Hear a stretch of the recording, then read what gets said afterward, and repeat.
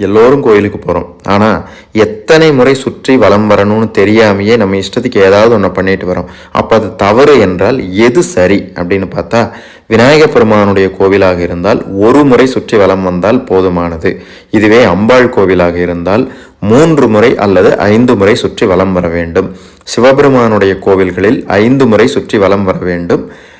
முருகப்பெருமானுடைய கோவில்களில் 6 முறையும், விஷ்ணு கோவில்களில் 4 முறையும் சுற்றி வலம் வருவது சிறப்பு. இதுவே நவகிரக கோவில்களாக இருந்தால் 9 முறை சுற்றி வலம் வர வேண்டும்.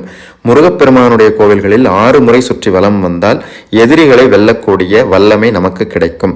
அது மட்டும் கிடையாதுங்க, நம்ம விழுந்து நமஸ்கரிக்கிறதுலும் ஒரு கணக்கு இருக்கிறது.